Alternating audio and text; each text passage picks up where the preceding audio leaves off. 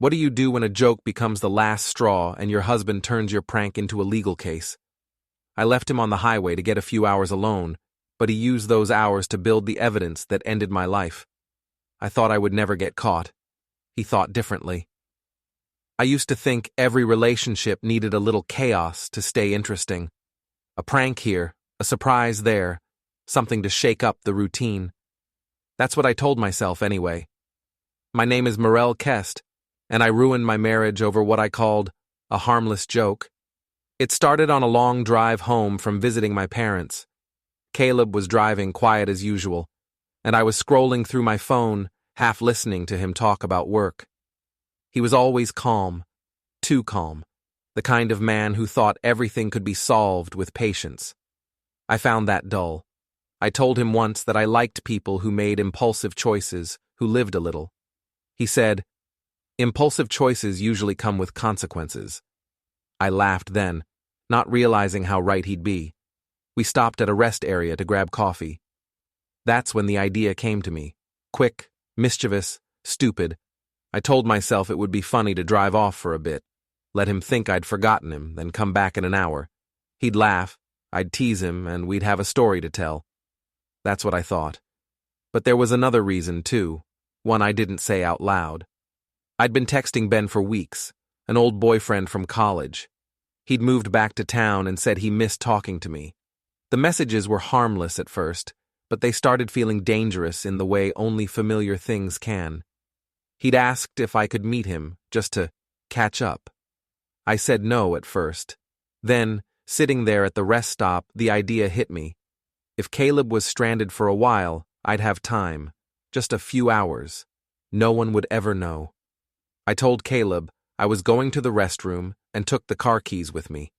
When I came back, I said I'd wait in the car while he stretched his legs. He smiled, said he'd only be a minute. As soon as he turned his back, I started the engine. The look on his face in the rearview mirror when he realized I was moving was priceless. His confusion, then disbelief. I laughed, a loud, nervous laugh that echoed in the car.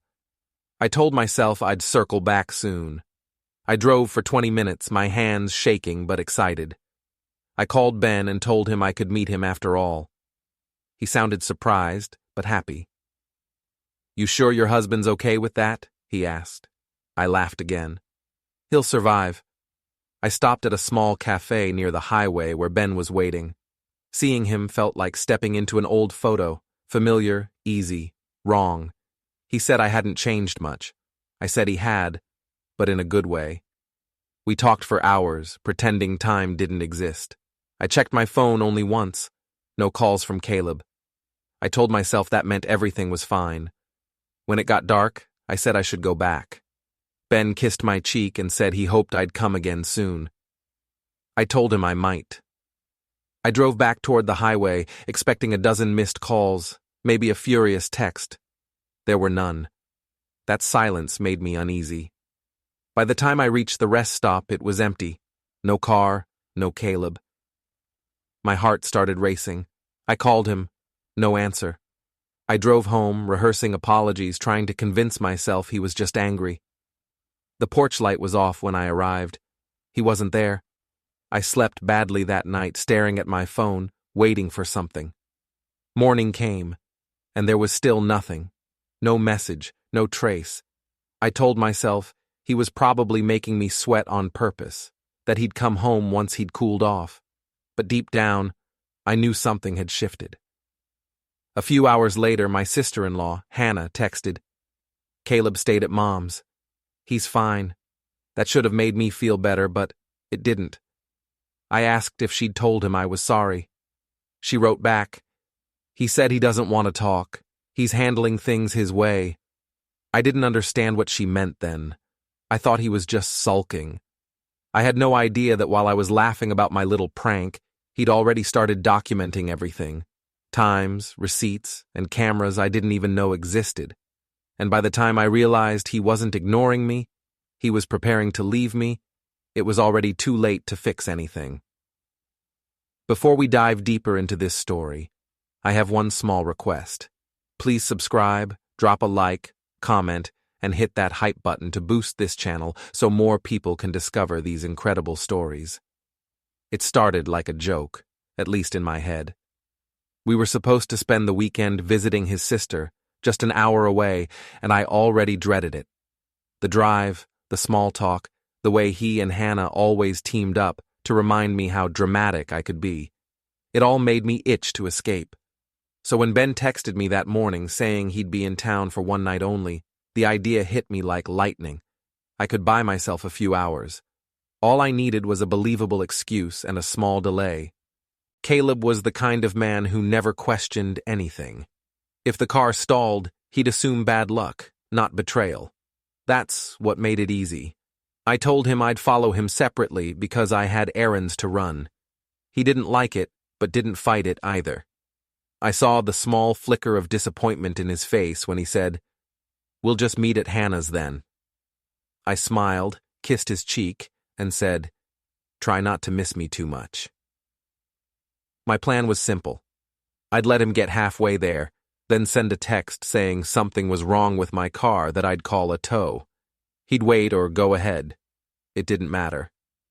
I'd turn around, drive to the cafe where Ben was staying, and finally have a few hours that were mine. It wasn't supposed to mean anything serious, just a little freedom. I told myself it was harmless because Caleb would never even know. By the time we reached the highway, I could already feel my heart racing.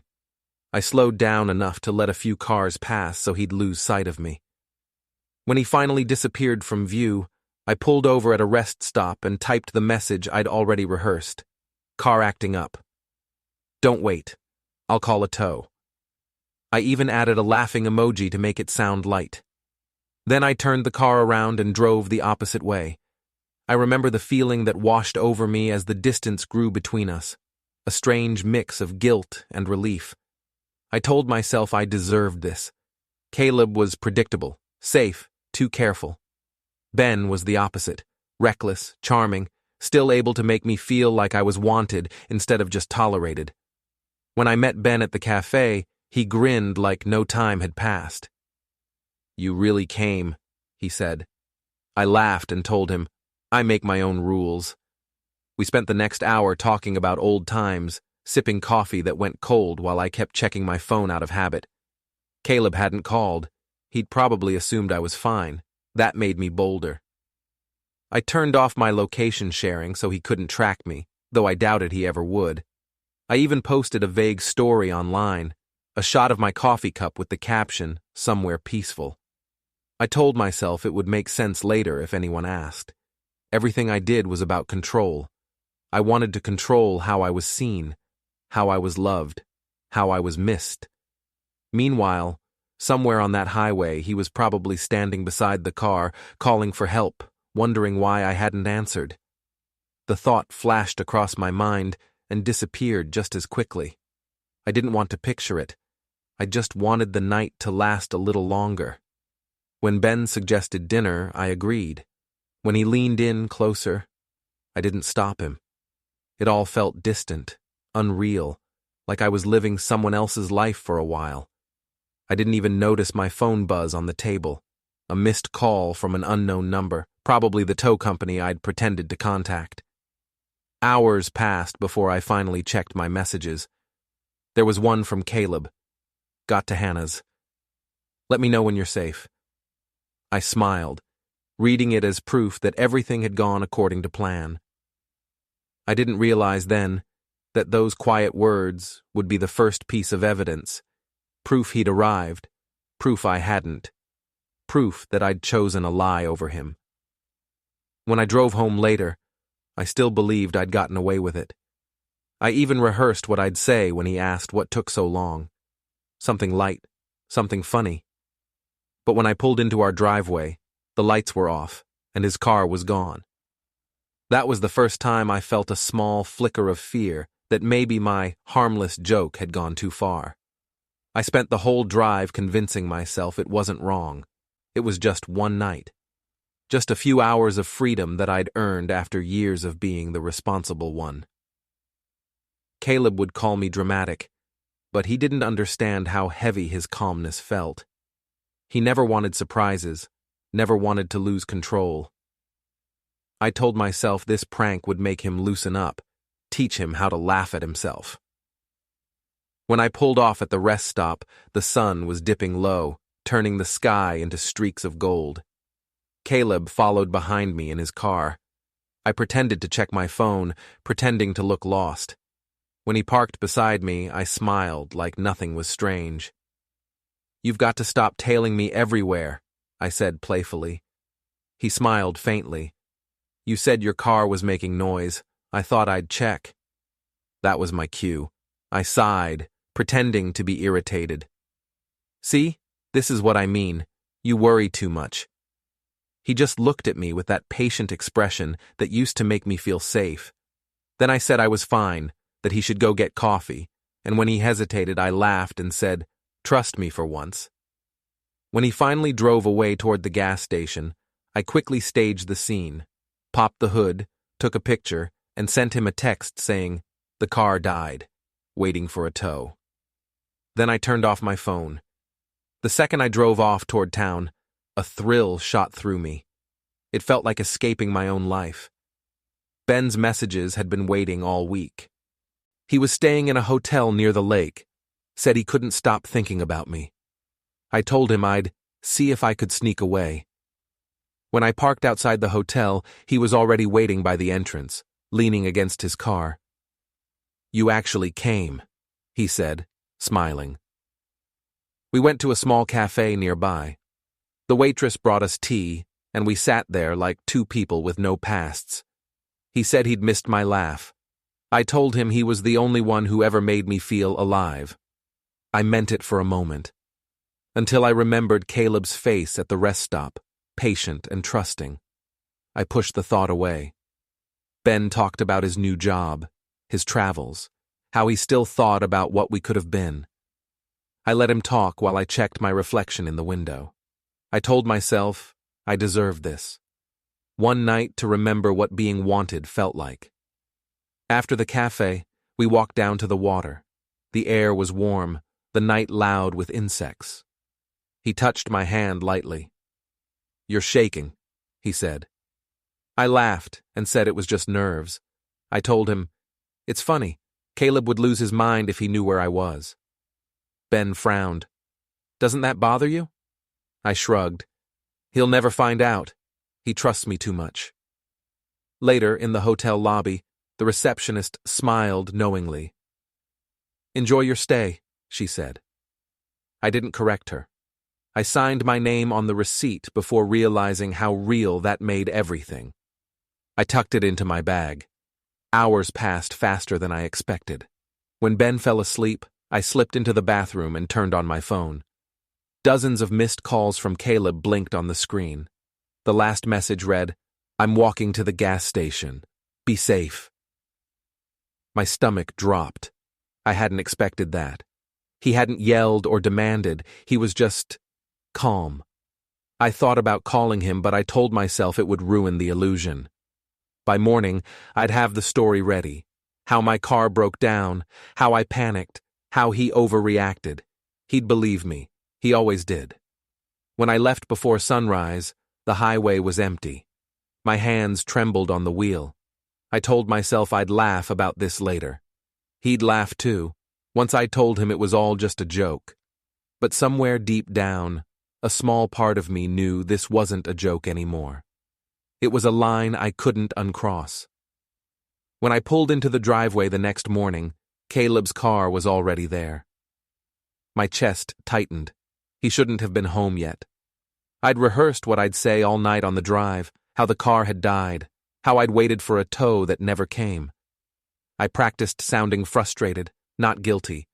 But the moment I stepped inside, I froze. He was sitting at the kitchen table, drinking coffee, dressed for work. Calm. Too calm. I forced a smile. "You're up early," I said. He looked at me, no expression, and said, "You didn't answer your phone." I set down my bag and started my act. It died, just like the car. I swear it was chaos. He nodded, took another sip, and said quietly, "I know." That threw me off. "You know what?" I asked. He stood and picked up his jacket. The tow driver told me he never got a call from that area last night. My throat went dry. Maybe there was a mix-up, I said quickly. I used an app. He just said, right, and walked out the door. I sat there for a long time, staring at my coffee going cold. He didn't shout, didn't accuse, didn't even seem angry. That scared me more than if he had yelled. He wasn't confused anymore. He was certain. By the time he got home that evening, I'd convinced myself it was fine. I greeted him cheerfully, told him dinner was ready, tried to talk about anything else. He barely responded. When I asked if he was still mad, he said, "I'm not mad. I'm just seeing things clearly." That night, I messaged Zoe, explaining what happened. She sent a string of laughing emojis and said, "You worry too much. He'll get over it." I told her I thought he knew more than he was saying. She replied, "Then stop giving him reasons to dig." Over the next few days, the silence between us thickened. Caleb left early, came home late, avoided any mention of the trip. When we sat together at meals, he asked polite questions about Nora, about work, about errands, but never about me. The distance felt deliberate, surgical. On Wednesday, I made a mistake. I tried to fix things by turning it into a joke. I posted a photo on social media of the rest stop sign with the caption, "Reminder, don't prank your husband unless you can tow yourself home." Friends flooded the comments with laughing faces and playful remarks. It made me feel powerful again, like I still controlled the story. When Caleb got home that evening, he saw the post on my phone screen. He didn't say a word. He just handed me an envelope and said, "Someone dropped this off for me today." It was a printed photo of my car at the rest stop, time stamped, and beside it a still image of me entering the hotel lobby. My stomach flipped. I tried to laugh it off. "That's not what it looks like," he said calmly. "It looks like what it is." I accused him of spying, of having someone follow me. He said, "You made it public. You wanted everyone to see. Now I just have proof." I couldn't speak. He walked past me, went to the guest room, and shut the door. I heard him lock it. The next day, people stopped commenting on my post. Someone must have told them the truth, because the laughing emojis disappeared. I caught my reflection in the mirror that night and barely recognized myself, still trying to smile, still pretending the game wasn't over. For the first time, I realized that Caleb didn't need to yell or threaten. He had patience, and patience was dangerous. It gave him time to think, to gather, to prepare. As I lay in bed, I replayed his last words. "It looks like what it is." They echoed in the dark, louder than any fight we'd ever had.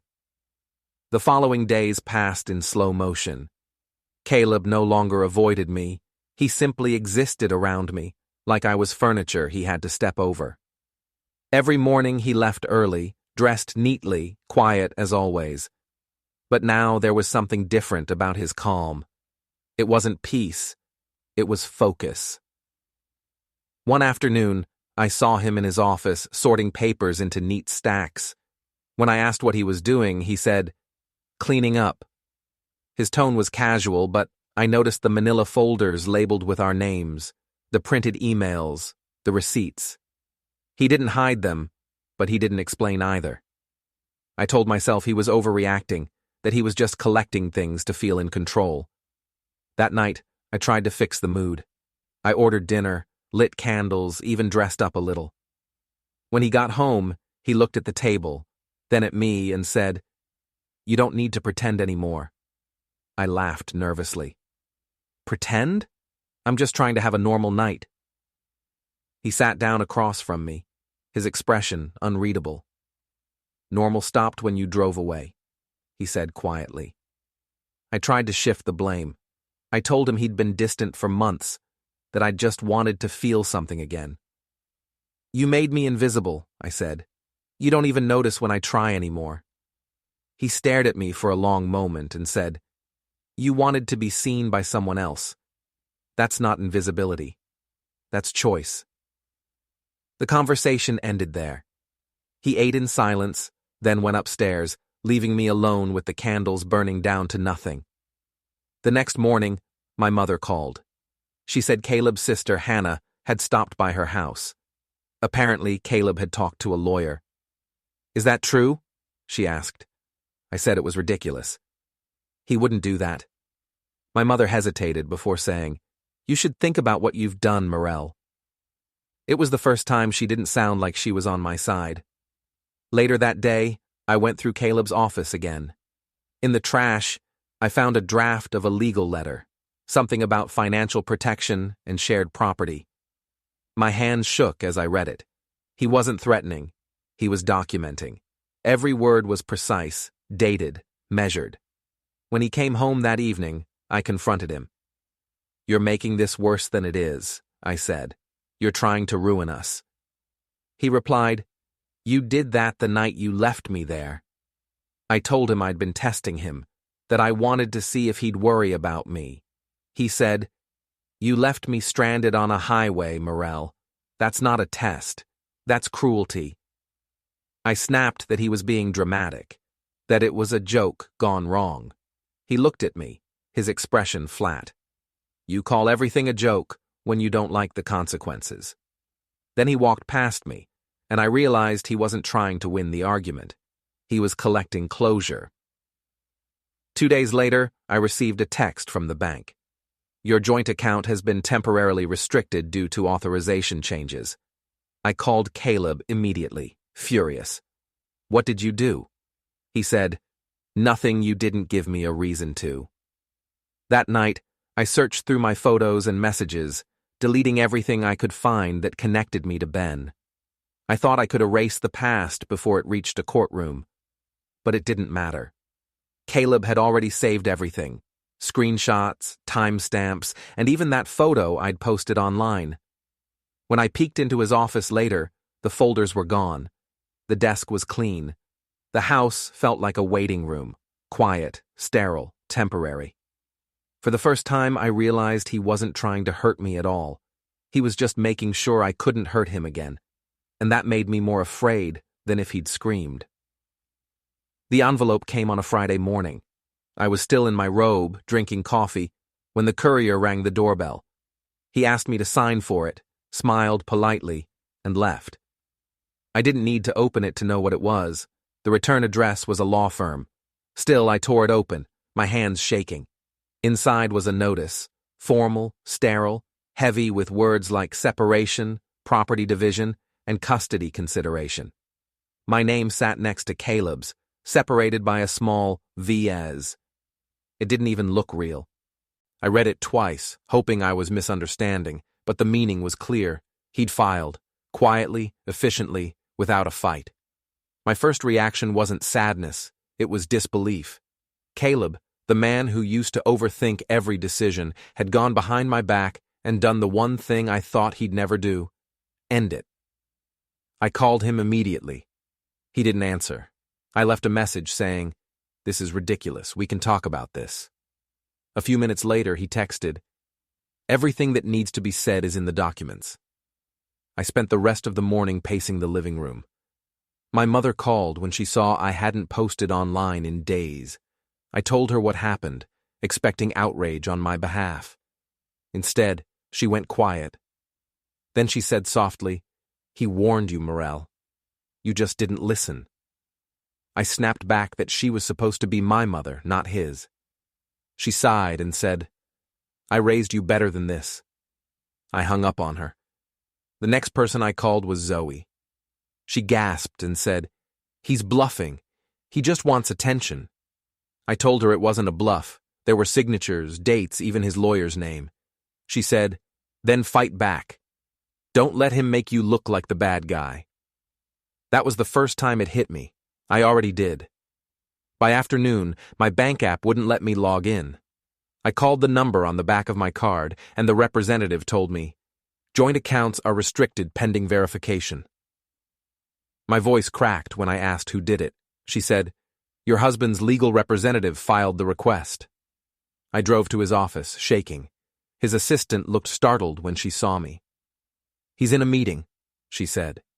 I demanded she tell him to come out. She lowered her voice and said, "Mrs. Ross, he asked that you not wait for him here anymore." I walked back to my car in a daze. For the first time, I noticed that people in the parking lot were watching me, not out of curiosity, out of pity. That evening, Hannah stopped by the house. She stood in the doorway, calm, polite, holding another envelope. "This is from his lawyer," she said. "It's about custody arrangements. He wants it to be fair." I laughed bitterly. Fair? He's punishing me. She shook her head. "No, Mirelle. He's protecting himself."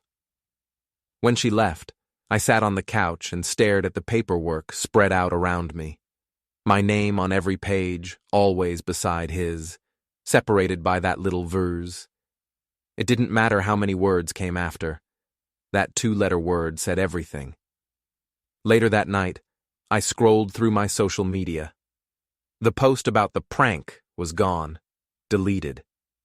I hadn't removed it. Someone had reported it, probably him.